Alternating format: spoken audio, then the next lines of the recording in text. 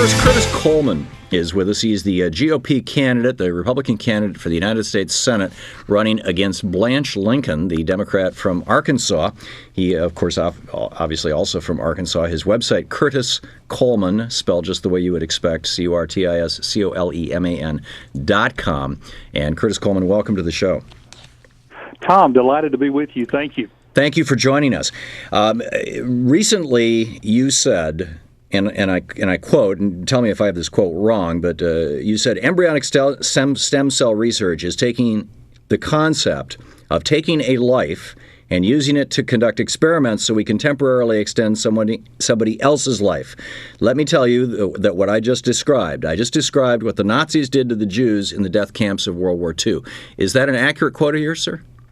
That's adequately accurate. It is, Thom. Okay. I wanted to give you an opportunity to apologize to the Holocaust survivors of Arkansas for that comparison and that remark. Well, I'm not certain why an apology is needed. Let me begin by saying that there was never an intention of any offense to anybody in any regard whatsoever. Let me just also say that in that same interview that I talked about how I strongly support stem cell research. But there was, in fact... Are you suggesting that the death camps of the Nazis were designed to help and prolong the lives of who? The Aryans in Germany? Well, we do know historical fact that there were medical, and I use that term a little bit loosely there, experiments.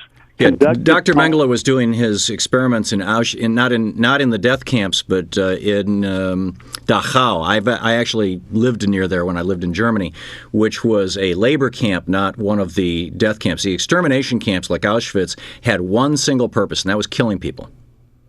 Well, So for your information, you may not know that there were a half a dozen or so. I don't know. I don't remember the exact number of these camps, Belsen, Auschwitz, that were specifically for the purpose of murdering people and nothing else. And then you had Mengele down at Dachau, which was more of a labor camp, and he was doing and a medical experimentation facility, and he murdered many people and did horrific things in the name of science. Yes, but it's not. That was not a death camp.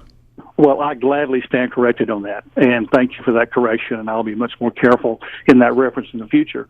But I do know, and there is historical documentation, that the Nazis did conduct medical experiments on human beings in those labor camps. Well, then let's take it to the second step. How, if a woman wants to become pregnant and can't, and she goes in and has a number of her eggs removed with a needle from one of her ovaries, and they get fertilized in a petri dish.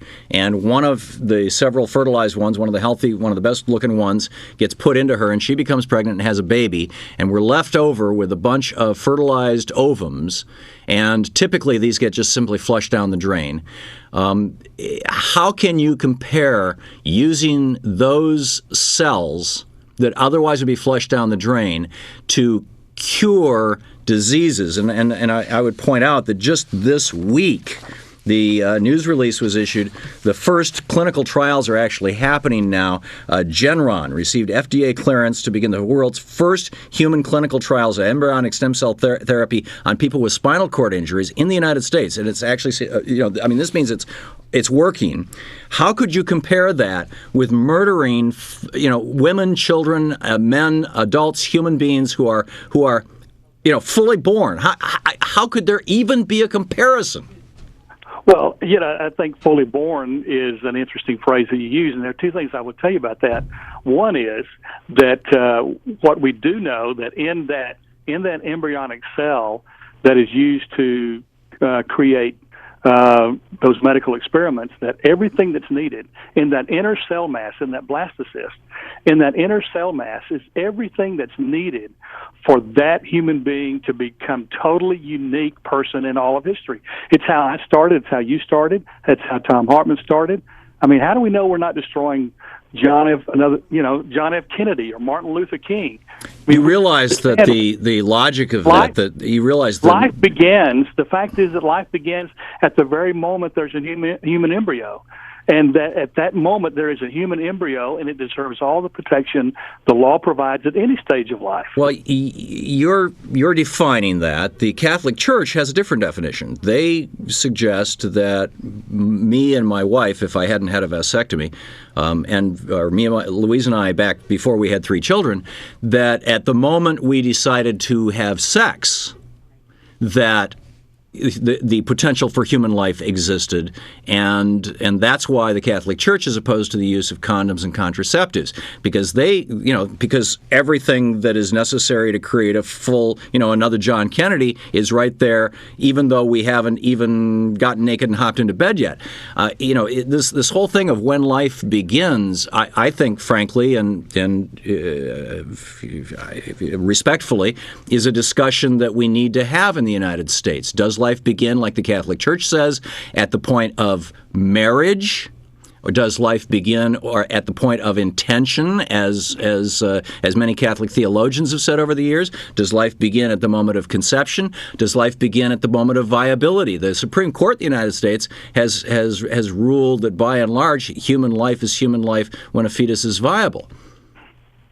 Well, Tom, I totally agree with that statement, that we need to have a discussion about when life begins, and I fully support that.